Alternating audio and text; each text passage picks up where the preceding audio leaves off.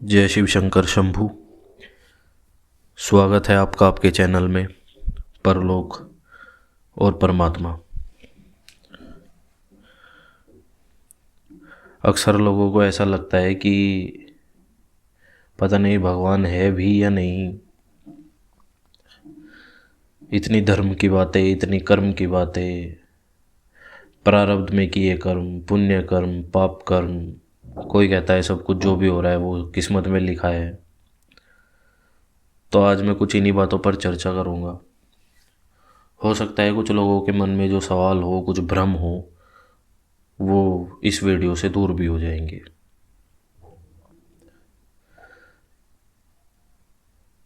जैसा कि लोगों को लगता है कलयुग में स्पेशली कि पता नहीं भगवान है भी या नहीं। इतनी बातें हो रही हैं, इतने सत्संग हो रहे हैं, इतने मंदिर खुले हुए हैं, इतने सिद्धपीठ खुले हुए हैं,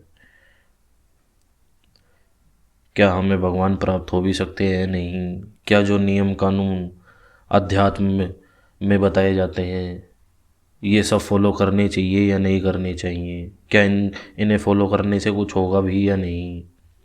क्या हम जो प्रतिदिन घर में पूजा करते हैं, प्रतिदिन प्रभु का नाम जप करते हैं, मंत्र जप करते हैं, इससे कुछ होगा भी नहीं? ऐसा इसलिए होता है क्योंकि तामसिक वृत्ति जो है उसका प्रभाव बहुत ज़्यादा है कलयुग में। खाना भी तामसिक है और जैसे बोलते हैं ना, जैसा खाओगे अन्न वैसा होगा मन। तो मन के अंदर भी बहुत सारे विकार हैं, मलिनताएं हैं, जिसकी वजह से सकारात्मक ऊर्जा पर इतना प्रभाव या इतना विचार सकारात्मक ऊर्जा को लेकर लोगों के मन में नहीं है।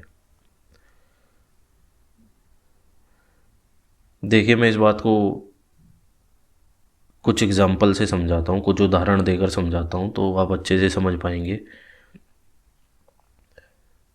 जैसे हम प्रभु का भजन करते हैं या साधना करते हैं तो हमें ऐसा लगता है कि जब भी हम पे कोई विपत्ति आती है हम अपने प्रभु को याद करते हैं और फिर भी हमारे साथ कुछ अच्छा नहीं होता, या हम कोई कार्य चाहते हैं कि ऐसा हो जाए, या हमारे अंदर कुछ इच्छाएं होती हैं और हम प्रभु को याद करते हैं तब भी वो इच्छाएं पूर्ति हमारी नहीं होती, तो हमें लगता है कि भगवान है ही नहीं और फिर हम भटक जाते हैं और फिर से वही पूजा पाठ और प्रभु का नाम छोड़कर अपने कार्यों में लग जाते हैं।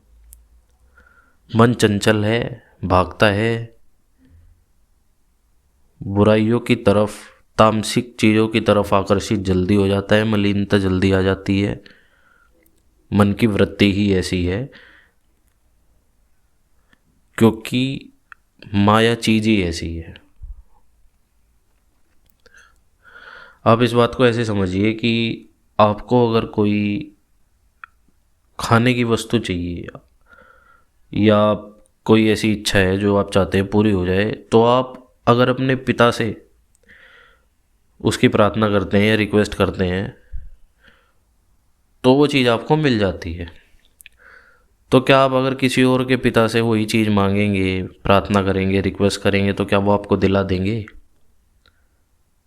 आपको अगर कोई कष्ट है तो आपको कष्ट में देखकर आपके पिता आपकी चिंता करेंगे, आपकी माता आपकी चिंता करेंगी, या आपको कष्ट में देखकर पड़ोसी भी रोने लगेंगे और उनको नींद नहीं आएगी चिंता में। आप जब भी कुछ अपेक्षा करते हैं, जब भी आपके अंदर कोई भाव होते हैं तो आप अपने माता पिता, अपने भाई बहनों से, अपने सगी संबंधियों से बोलते हैं जिनसे आप प्रेम करते हैं। मुद्दे की बात यह है कि जिनसे आप प्रेम करते हैं उनसे आप अपेक्षा करते हैं। उनको कुछ हो जाता है तो आपको कष्ट होता है, आपको कुछ हो जाता है तो उनको कष्ट होता है। कोई अनजान व्यक्ति अगर सड़क पर जा रहा है, आप किसी बात से चिंतित है, क्या आपको देखकर वो भी चिंतित हो जाएगा? नहीं। लेकिन जो आपके सगी संबंधी हैं, जो आपको जानते हैं, जिनके बीच आप रहते हैं, जिन्हें आपसे प्रेम है, वो चिंतित हो जाएंगे।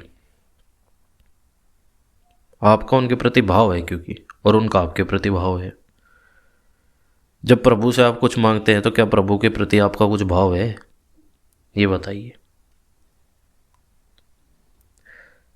वैसे तो मैं श्री राम का नाम नहीं लेता, हनुमान जी की पूजा नहीं करता, श्री राम जी से चर्चा नहीं करता, कोई मतलब नहीं है मेरा।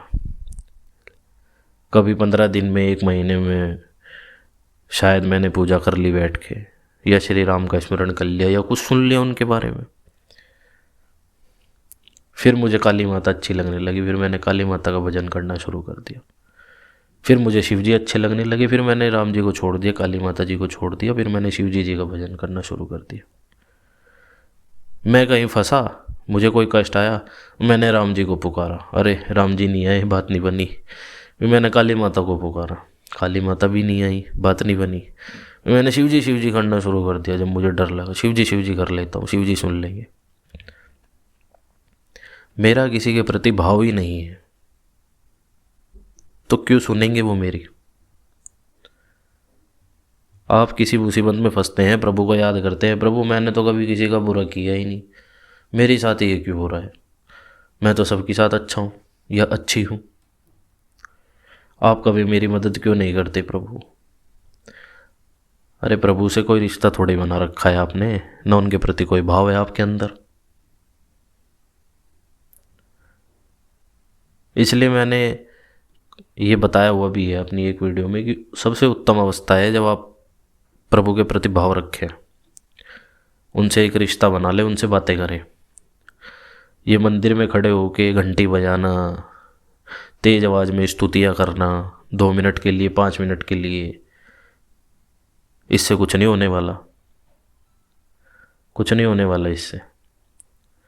आपको अपना वक्त देना पड़ेगा प्रभु को, जिस प्रकार आप अपने परिवार को देते हैं भौतिक जगत में। आपको उनसे प्रेम करना पड़ेगा, उन्हें भोग लगाना पड़ेगा, उनसे बातें करनी पड़ेगी। जब आप प्रभु के प्रति कोई भाव रखेंगे तब प्रभु आपकी सुनेंगे। आपको वो रिश्ता भी तो बनाना है उनके साथ। जब आपको उनसे कोई रिश्ता होगा तभी तो वो आपकी सुनेंगे। किसी अजनबी की बातें कोई नहीं सुनता।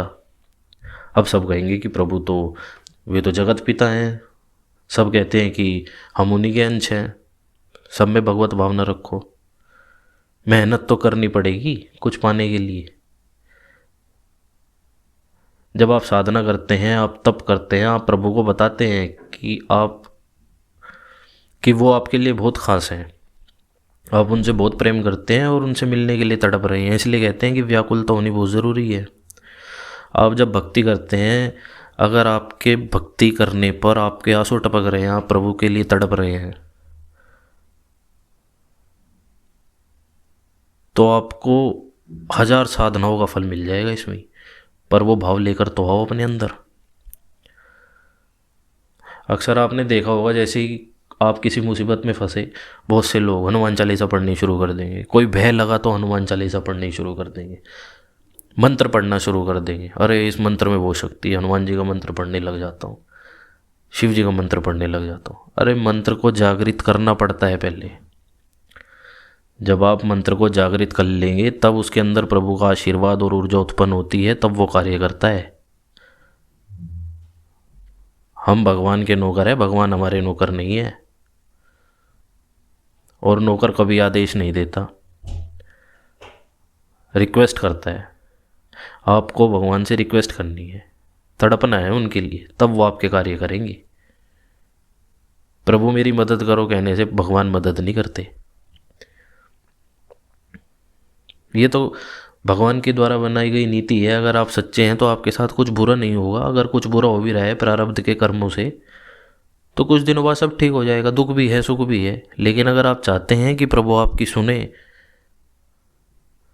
तो ये बिना साधना के, बिना प्रभु के प्रति भाव रखे बिल्कुल नहीं हो सकता। ओम नमः शिवाय कहने से आपके कार्य सिद्ध नहीं हो जाएंगे जब तक आप ओम नमः शिवाय का मंत्र का जाप इतना ना कर ले कि वो मंत्र जागृत हो जाए। जागृत होने के बाद आप जो भी कार्य करेंगे उसे पढ़कर वो सफल हो जाएगा। हनुमान चालीसा में भी लिखा है, जो 7 बार पाठ कर कोई छूटे बंदी महासुख होई। 100 बार तो कम से कम पढ़ें। किसी भी अवस्था में, अशुद्ध अवस्था में कहीं आप फंसे हुए हैं, कुछ भी है, आपको कोई मुसीबत आ गई, आप सोचे मैं हनुमान चालीसा पढ़ लूँ तो ठीक हो जाएगा, ऐसे कुछ नहीं होता। ये फिल्मों में दिखाते हैं, रियल में ऐसा कुछ नहीं होता। इसलिए आपको अनुभव नहीं होते, इसलिए आपको लगता है भगवान तो है ही नहीं, मेरे तो कार्य होते ही नहीं, ना कभी महसूस होते। महसूस करने के लिए बहुत मेहनत करनी पड़ेगी, भजना पड़ेगा। लेकिन हाँ, जब एक बार आप लगातार भजना शुरू कर देंगे, साधना करनी शुरू कर देंगे, कुछ समय हो जाएगा तो आपको अपने आप चीज़ें महसूस होंगी कि नहीं कुछ बात तो है, क्योंकि आपके अंदर परिवर्तन आ जाएंगे। कुछ बात है प्रभु की, कुछ कृपा है, कुछ शक्तियाँ हैं, दिव्य शक्तियाँ हैं जो कार्य करती हैं, तभी आपके अंदर बदलाव आते हैं। तो इसलिए प्रभु हैं, प्रभु पर भरोसा रखें। जब आपको एक लंबा समय हो जाएगा, प्रभु से रिश्ता बनाएं, उनसे बातें करते, उनके प्रति रोने लगेंगे, तड़पने लगेंगे।